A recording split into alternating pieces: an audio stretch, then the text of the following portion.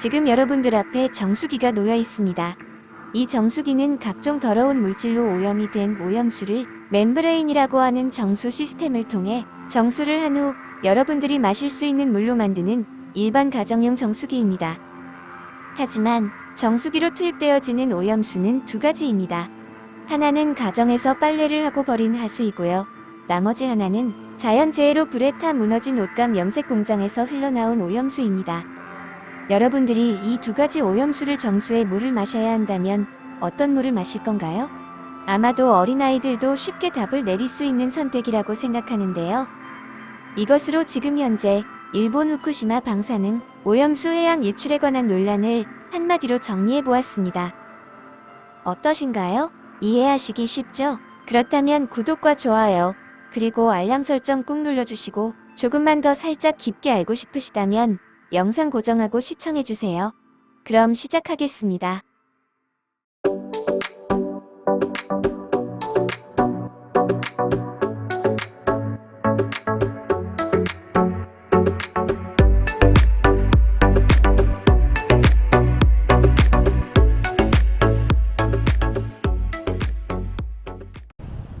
안녕하세요. 바다 지킴이들 뚱이입니다. 오늘 영상은 지난주 말씀드렸듯이 일본 후쿠시마 방사능 오염수 해양 방류에 관해 말씀드리겠습니다. 시작 영상에서 그것에 관해 간단하게 정리 요약을 해보았는데요. 어떠셨나요? 이해하기 쉬우셨나요?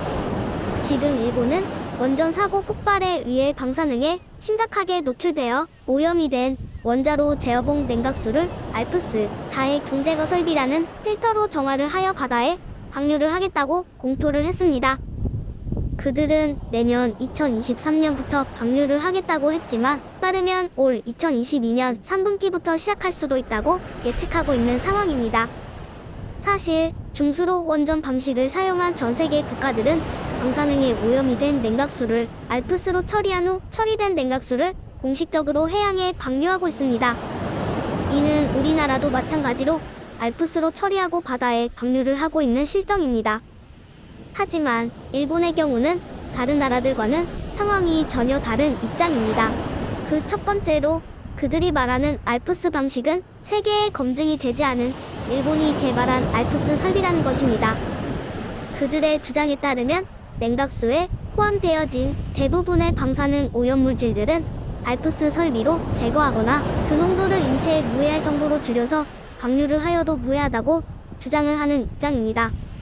오직 삼중수소를 제외하고 말입니다. 이 삼중수소는 현재의 기술로는 절대 걸러내거나 없앨 수 없는 것으로 우리나라를 비롯한 다른 국가들도 이 물질이 포함되어진 상태로 해양에 방류를 하고 있습니다. 일본 정부와 도쿄전력 등도 인정한 사실입니다. 여기서 중요한 점은 일본이 자체 개발한 알프스 설비 성능을 과연 믿을 수 있느냐입니다. 세계 최고의 알프스 설비 기술을 보유한 우리나라가 인도주의적 차원에서 일본에 도움을 주겠다고 했으나 일본 정부는 알량한 그들의 자존심에 우리의 손길을 매몰차게 뿌리치고 독자적으로 개발한 검증되지 않은 설비를 시운전한다는 것입니다. 만일 시운전하면서 발견된 오류가 있다고 가정하면 그들은 그것을 수정하고 고치는 시간 동안 계속해서 방류를 할 것임에 분명하고요.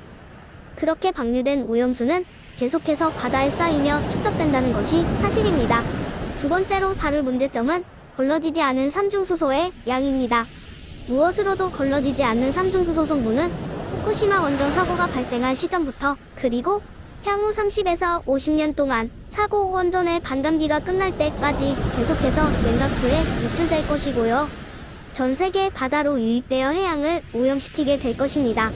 이런 점을 우려한 학자들이 이 부분을 지적하자 일본은 40배 희석시켜 방류를 하면 문제없다고 주장을 하고 있습니다. 그러나 이는 눈 가리고 아웅하는 격인데요.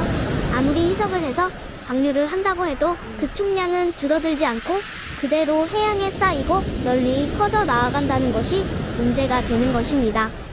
일본은 대한민국도 대만도 버리지 않느냐고 항의하고 있으나 그것은 그들의 무지에 의해 나오는 망언입니다. 시작 영상에서 보신 바와 같이 깨끗하고 안전한 환경에서 사용된 냉각수를 알프스 설비로 처리하면 국제원자력기구가 인정하는 인체 미미한 양만큼만 방류가 가능한 것이지만 후쿠시마의 경우 원전 지붕이 날아가고 폭발에 의해 원자로가 녹아내린 상황에서 다른 나라의 기준을 들이밀며 똑같이 적용하려 한다는 것이 어불성설이라는 점입니다. 내로남불이 따로 없네요. 마지막으로 다룰 주제는 이렇게 방류된 삼중수소의 무서움이 그것입니다. 삼중수소는 안전하게 관리할 시 전혀 문제가 되지 않지만 이것이 불안정한 환경에 노출이 된다면 그 구조가 헬륨으로 바뀌면서 성분이 달라진다는 것입니다. 바로 그 성분이 바뀌는 순간 방사능이 발생한다는 점입니다. 지금까지 우리가 일상생활에서 일반적으로 접하는 방사능 양보다 적은 삼중수소가 배출되었기 때문에 우리에게 큰 피해를 주지 않고 있었지만 후쿠시마 원전 오염수의 경우 지금까지 지난 10여 년간 흐른 수량이 125만 톤, 올림픽 수영장 600개의 양이고 향후 방출할 수량이 대충 30년만 잡아도 375만 톤입니다. 이렇게 어마어마한 수량을 그대로 해양에 방출한다는 것은 결국 전 세계 해양을 삼중수소로 오염시키겠다는 신고가 아니면 무엇이겠습니까? 이러한 삼중수소에 오염된 해양에 살고 있는 해양 생물들이 이것에 폭이 되고 그것을 잡아먹는 우리들이 결국에는 똑같이 피폭이 되는 것입니다. 우리가 이렇게 피폭이 되면 각종 질병이 생기기 시작하고 나아가서 방사능에 의한 인간 DNA가 파괴되어 D형이 되어가고 장기들과 피부 및 골격계가 파괴되어 죽음에 이르게 된다는 것입니다. 이렇게 무서운 행위를 지금 일본이 올해 안으로 최소한 내년 초에 저지른다고 공표를 하고 있습니다. 마치 2차 세계대전 당시 일본 731부대가 우리 국민들과 중국인들을 대상으로 마루타 실험을 했던 것처럼 전 세계인들을 대상으로 말입니다. 그럼 우리는 이제 무엇을 어떻게 나아가야 그들의 만행을 멈추게 할 수 있을까요? 우리나라 대통령을 필두로 외교부 및 각 기관들은 해외 다른 나라들과 공조를 하여 일본의 잘못된 만행을 규탄하고 제재할 방법을 강구해야 할 것이며 우리 같은 일반 국민들은 세계원자력기구 및 환경단체와 기관 등의 항해 서한과 방류 반대 청원을 꾸준히 넣어야 할 것입니다. 미친 개한테는 몽둥이가 약이라는 어르신들의 말씀처럼 우리가 그들을 직접 때릴 수는 없으니까 이렇게라도 그들의 정신머리를 바꾸어야 하지 않을까요? 오늘은 여기까지 하겠습니다. 오늘 영상은 어떠셨나요? 유익하고 재미있으셨다면 그리고 저희들이 열심히 하고 있다고 생각하신다면 구독과 좋아요 그리고 알람 설정 눌러주세요. 저희가 영상 제작하는데 엄청난 힘을 받을 원동력이 됩니다. 그럼 다음 주 다른 해변에서 찾아뵙도록 하겠습니다. 끝까지 시청해주셔서 감사합니다. 바다 지킴이들이었습니다.